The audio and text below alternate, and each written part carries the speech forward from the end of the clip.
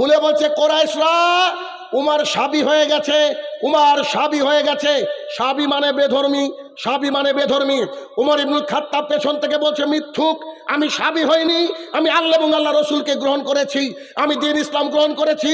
উমর ইবনুল খাত্তাব বলছে কোরাইশরা আমার উপরে ঝাঁপিয়ে পড়লো, তাদের সাথে আমার লড়াই চললো সূর্য মাথার উপরে উঠা পর্যন্ত। শুধু লা ইলাহা ইল্লাল্লাহর পাওয়ার দেখেন। উমর ইবনুল খাত্তাব কি বলছে, গোটা কোরাইশের দল আমার উপরে ঝাঁপিয়ে পড়লো আর আমার সাথে লড়াই চললো কি পর্যন্ত? সূর্য মাথায় উঠা পর্যন্ত। যদি 8টার সময় ইসলাম গ্রহণ করে 12টা পর্যন্ত 4 ঘন্টা একা লড়েছে উমার। যদি 10টায় ইসলাম গ্রহণ করে 2 ঘন্টা একা লড়েছে। লড়তে লড়তে লড়তে আর কতক্ষণ এতগুলো মানুষের সাথে পারা যায়? উমর ইবনুল খাত্তাব হাত পা ছড়িয়ে দিয়ে বসে পড়েছে। কোরাইশরা একটু থেমে গিয়েছে 1 মিনিটের জন্য। উমর ইবনুল খাত্তাব রাদিয়াল্লাহু উপর দিকে তাকিয়ে বলছে, আল্লাহর কসম করে বলছি, আমাদের যদি মাত্র 300 জন লোক থাকতো হয়তো ওদেরকে হত্যা করতাম, আর নাহলে এখান থেকে আমরা চলে যেতাম। উমর ইবনুল খাত্তাব বলছে একেবারে চাদরের মতো আবার আমাকে ঘিরে নিল, মারতে শুরু করলো। একজন মানুষ রেশমি পোশাক পরে এগিয়ে এসে বলছে, কি হয়েছে এখানে? আরে উমর সাবি হয়ে গেছে। তখন সেই ব্যক্তি তাদের নেতা ছিল, সে বলল কোনো ব্যক্তি যদি তার ধর্মের ব্যাপারে চুজ করে আলাদা, তাকে ছেড়ে দাও। উমর ইবনুল খাত্তাব বলছে আমাকে তারা ছেড়ে দিল, মনে হলো একটা চাদর আমার পিঠের উপর থেকে তুলে নেওয়া হলো।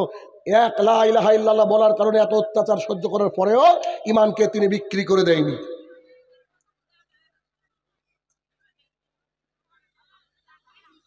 ইয়াসির রাদিয়াল্লাহু তাআলা আনহু, আম্মার রাদিয়াল্লাহু তাআলা আনহু, সুমাইয়া রাদিয়াল্লাহু তাআলা আনহা, 3 জনকে আবু জেহেল এরকম করে খুঁটিতে বেঁধে রেখেছে, একেবারে পায়ের তলায় গরম বালু, তাদের মাথার উপরে লোহার বর্ম পরিয়ে দেওয়া হয়েছে, দরদর দরদর করে ঘাম ঝরছে। আবু জেহেল শাসাচ্ছে তাদেরকে। রাসূল সাল্লাল্লাহু আলাইহি ওয়াসাল্লামের ম্যান পাওয়ার ছিল না, তার পাওয়ার ছিল আল্লাহ সুবহানাহু ওয়া তাআলার। আল্লাহ রাসূল সাল্লাল্লাহু আলাইহি ওয়াসাল্লাম যখন ওই রাস্তা দিয়ে যাচ্ছে, তাদের চাহনি, তাদের এই তাকানো যেন অনেক প্রশ্ন করছিল আল্লাহ রসুলকে। আর আল্লাহ রসুল যেন বলতে চাইছিলেন যে আমার কাছে ম্যান পাওয়ার নেই, আমি তোমাদেরকে কি দিয়ে বাঁচাবো? রাসূলুল্লাহ সাল্লাল্লাহু আলাইহি ওয়াসাল্লাম তাদের দিকে তাকালেন, তার চোখটা ছলছল করলো। আল্লাহ তোমার ইতাআত করার জন্য, এক আল্লাহর ইতাআত করার জন্য, এক আল্লাহকে মেনে নেওয়ার জন্য মাবুদ গো, এত অত্যাচার আমার সাহাবীরা সহ্য করছে। তিনি কিছু বললেন না। রাসূল সাল্লাল্লাহু আলাইহি ওয়াসাল্লাম শুধু তাদের দিকে তাকিয়ে বললেন, ও ইয়াসিরের পরিবার তোমরা ধৈর্য ধারণ করো, ইয়াসিরের পরিবার তোমরা ধৈর্য ধারণ করো। আমি দেখতে পাচ্ছি আল্লাহ সুবহানাহু ওয়া তাআলা তোমাদের জন্য জান্নাতে ঘর নির্মাণ করেছে।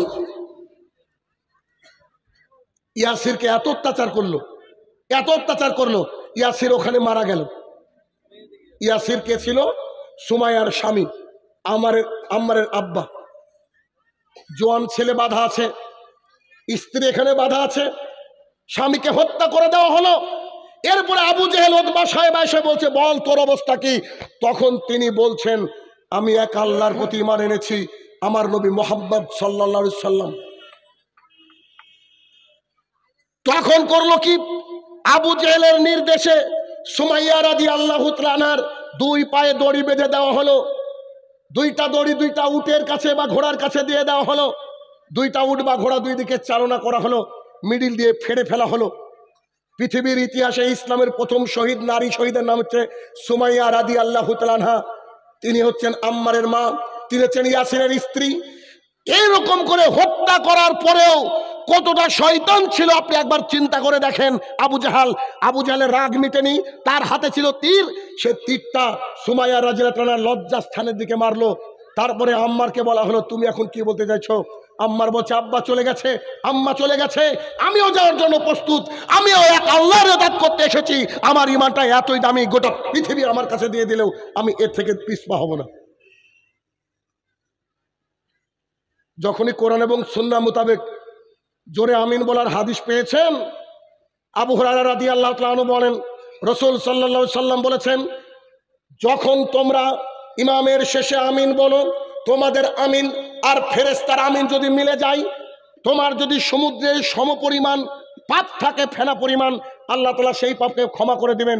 এ হাদিস জানার পরেও আপনি অমুক মাযহাবি তমুক মাযহাবি মসজিদে গিয়ে আপনার আমিন জোরে বলেন, আপনি গোল আলু আপনাকে তরকারিতে জবাই করে দেওয়া উচিত। জবাই না, কেটে, ভয় পাবেন আবার। আবু হুরায়রা রাদিয়াল্লাহু তাআলা আনহু বলেন, রাসূল সাল্লাল্লাহু আলাইহি ওয়াসাল্লাম বলেছেন, কোন ব্যক্তি যদি মসজিদে দাখিল হয় তারপরে পায়ে পা কাঁধে কাঁধ মিলিয়ে সালাত আদায় করে, আল্লাহ তাআলা তার জন্য জান্নাতের মধ্যখানে একটা ঘর নির্মাণ করে। বলা হচ্ছে বাপের বয়সের লোকের সাথে পায়ে পা ভিড়িয়েছিস, বিয়াদব কথাকার। বলে হয় কি হয় না? চিন্তা করেন, আদবকে বিয়াদব বানিয়ে দিয়েছে আর বিয়াদবকে আদব বানিয়ে দিয়েছে। এই হচ্ছে জাতি আমাদের। জীবনে আমাদের এই মুসলমানের যে বর্তমানে পরিস্থিতি, এ থাকলে যেমন উন্নতি হবে না। সামান্য সামান্য বিষয় নিয়ে কারাকারি। আজকে যদি আপনি হিন্দুদের দিকে তাকান, কে বলছে 33 কোটি ভগবান, কে বলছে 3 জন। কখনো দেখেছেন কি কালী ভক্তরা দুর্গার প্যান্ডেলে যায় না? গণেশ ভক্তরা দুর্গার প্যান্ডেলে যায় না? অথচ আপনি আমি মুসলমান, আমাদের সবারই মাবুদ কজন? আমাদের সিলেবাস কোরআন, আমাদের শিক্ষক মুহাম্মদ সাল্লাল্লাহু আলাইহি ওয়াসাল্লাম। তারপর আমরা 73 দলে বিভক্ত। আমরা বলছি ও খারাপ, ও বলছে এ খারাপ। করেন এইরকম। আগামী দিনের পরিস্থিতি দেখেন আপনারা আমার উপরে কি আসে। ইমানের জায়গায় নিয়ে আসেন, ইমানের স্বাদ গ্রহণ করার চেষ্টা করেন। পৃথিবী আপনার কাছে তুচ্ছ।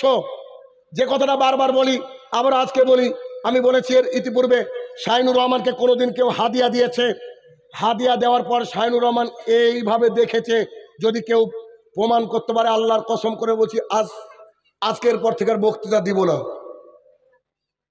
কথা মনে বোঝাতে পারছি না, বুঝেননি? কে কত দিল দেখিনি।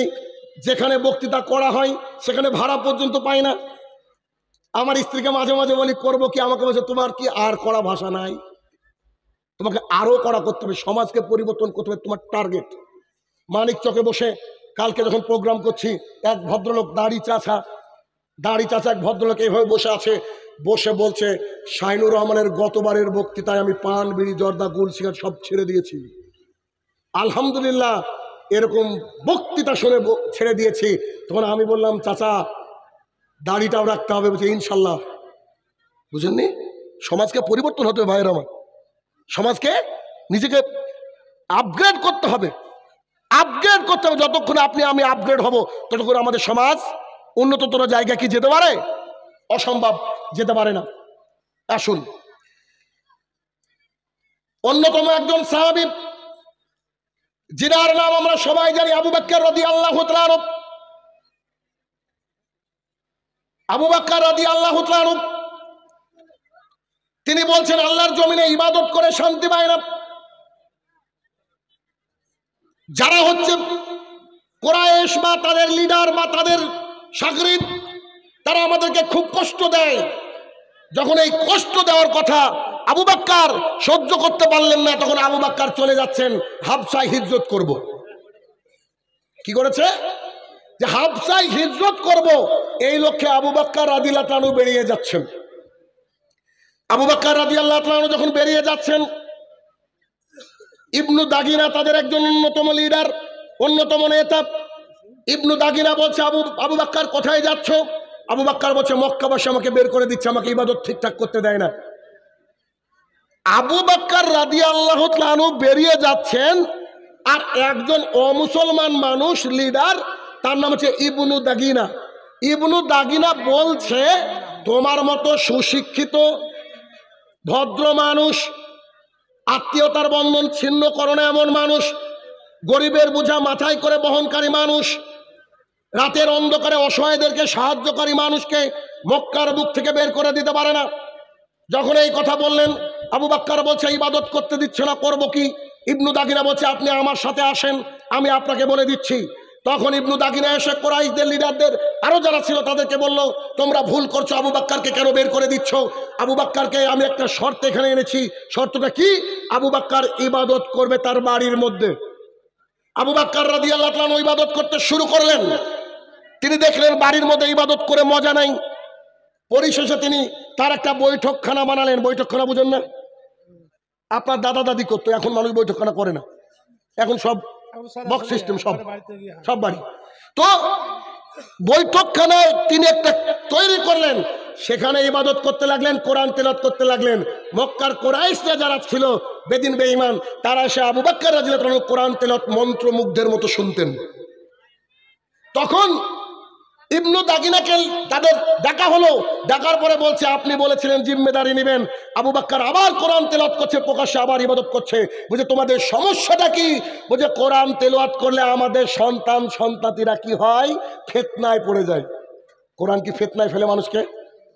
আসলে এটা আল্লাহ সুবহানাহু ওয়া তাআলার কালাম, আর আল্লাহ তাআলার কালাম যে অন্তর দিয়ে শুনবে তার ঈমানটা আপগ্রেড হবে, যেটা শুরুতে বলেছিলাম। কথা বোঝাতে পেরেছি? যেটা শুরুতে বলেছিলাম। অতএব আবু বকর